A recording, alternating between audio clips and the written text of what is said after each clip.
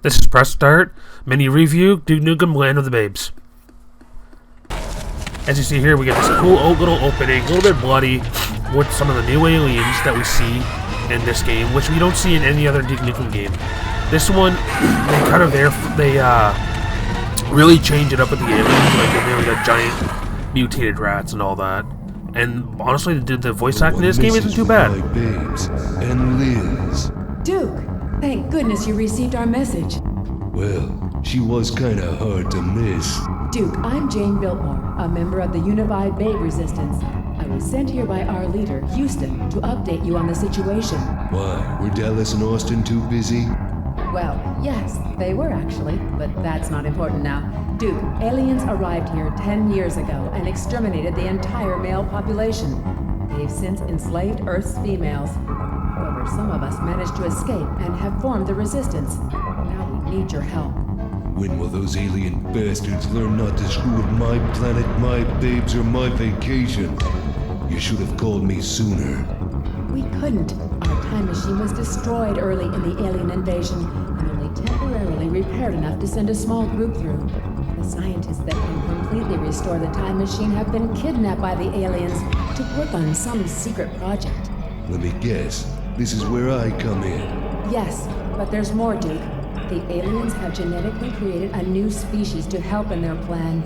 These Simeon warriors have the strength of 10 and are nearly impossible to stop. Their leader, Silverback, is the one commanding this invasion on our base. You must stop him and help rescue our scientists. But first, you must restore the power to this base and get to the surface. If I need to contact you, I will do it via your Shade's operating system built into your sunglasses.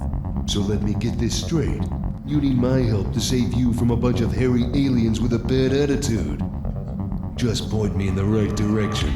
I'll have this settled in no time.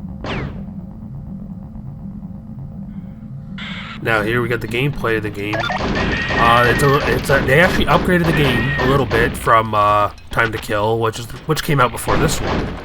It's not the first third-person one, but defense. It is, I think, the second one or third one. I don't know. Anyways, they upgraded the controls. The gunplay is a little bit easier. There's actually a lock-on button, and if you would have played Time to Kill, there's no lock-on button in that game. It just auto locks by itself, but it's a little bit finicky. You have to really watch the reticle in the middle of the screen just to watch it like lock on to the enemy or whatever. Also, one big thing they really upgrade on this is the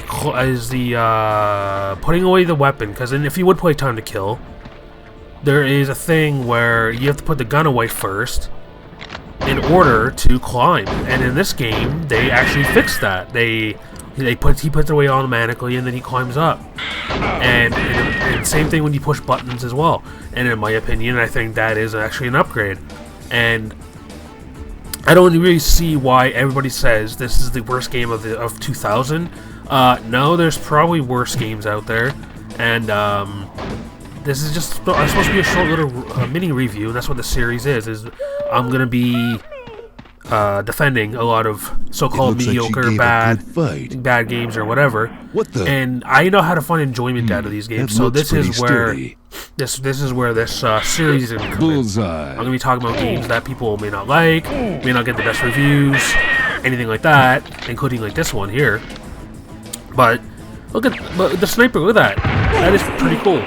Anyway, sorry. And this is just one of those things where I think that this game has been unfairly given the title of worst game of 2000.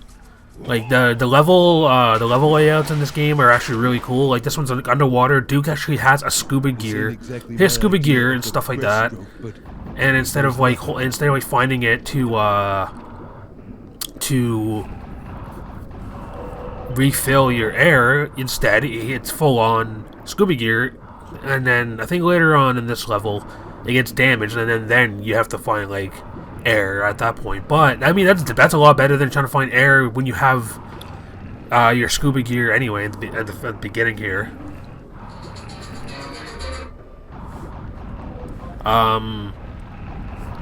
Yeah, so like I'm not really good on reviewing these things. This is my first time doing this, so Apologize in advance if it seems awkward or anything but like that. But anyways, in my opinion, this, look at it, you fighting sharks. You don't get that in Duke Nukem Time to Kill or Duke Nukem 0 Hour, or I'm pretty sure not even in Duke Nukem 3D. So there's a lot more enemies in this game, which I think is really cool. I love the green lettering. I love the when you run low on ammo, it goes from green to yellow to red, as you might see in this video.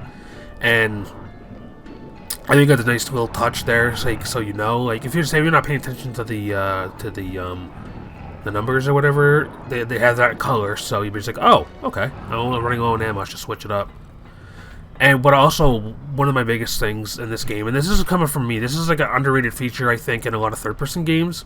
I love changing clothing in games. So in this game, Duke actually went from his full scuba gear to like this little bit of gear right here, which is part of his scuba gear, but more just like taking off like the wetsuit part, and this is what was underneath type of thing, which I think looks really cool. And in the level after this, he's rocking like a blue and black commando outfit, which I think looks pretty awesome. That's why I love Duke Nukem games that are in third person. I think all of them, okay, maybe not all of them because Duke Nukem 3D is a classic, but in my opinion, I think that if they were to make another Duke Nukem game, I think it should be in third person. This is just, I'm more of a third person fan than a first person shooter fan. That's just me. And I just want you guys to know, like, this game is not that bad. This game slaps, in my opinion. The music is really great. If you want to go listen to it, go for it. Like if you were to go play Duke Nukem 0 Hour on the 64, the music is very low. Even if you try to like turn it up all the way in the game's options, it just feels really low. And this one, you actually get some cool like background music to like whatever level, and then in my opinion, that's a win because Duke Nukem's known for like awesome music anyway. And this one delivers in that aspect.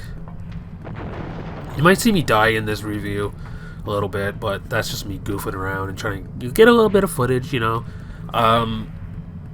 Like, and I love the last level to this game. I don't know if it's the full-on last level, but I know it's like near the end. You believe it or not, you again get to change your clothes, which I think is really epic because not a lot of games do that. Like your character goes through the whole game wearing the same clothes, and I think it's goofy. See, look right there. That is the awesome commando outfit. This level is kind of cool too. Like you're supposed to be rescuing women, but in this one they make robots, almost like female Terminators, like the fembots from Austin Powers. That's what it reminds me of a little bit. More serious than comedic. Also, that's something I forgot to touch up on during this review. This, what I love about this game is Duke Nukem has his own Kodak, like from Metal Gear, but instead of in his ear, it's in his glasses, and you get to see the little picture move a bit, you can see words come up. I love that. I think that's awesome. I think that should have been in Duke Nukem Forever, which I will be reviewing here soon on this mini review series. And in my opinion, this game does not deserve the hate. Like, you have little things, like the weapons are better, in my opinion. You got the gold Desert Eagle as the usual. And then you got, like, the cool shotgun, you got laser guns. And I just think this game is actually better than people make it out to be. Like, they think it's just, like I said, the worst game of 2000. In my opinion, I think that's just jumping the gun a little bit. I mean, is it a little bit janky? Sure. Is it perfect? No. Is the story juvenile? Yes. That's Duke Nukem for you. That's all he's about, is saving women and saving the world. That's up Duke Nukem's alley. And this game does not... Like, if you're looking for a serious game, play other games. This one, you don't need...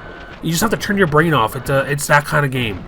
Turn your brain off, have a good time, listen to the puns, the jokes, all that fun stuff. Anyways, this is the end of this mini review, guys. I will be doing more. Like and subscribe. Let me know if you have any bad games you enjoy. Comment below. We can talk about it, and then go from there. And then till next time, this has been press start. Sorry, this has been press start. The Duke Nukem Land of the Babes review, and I'll see you in the next one.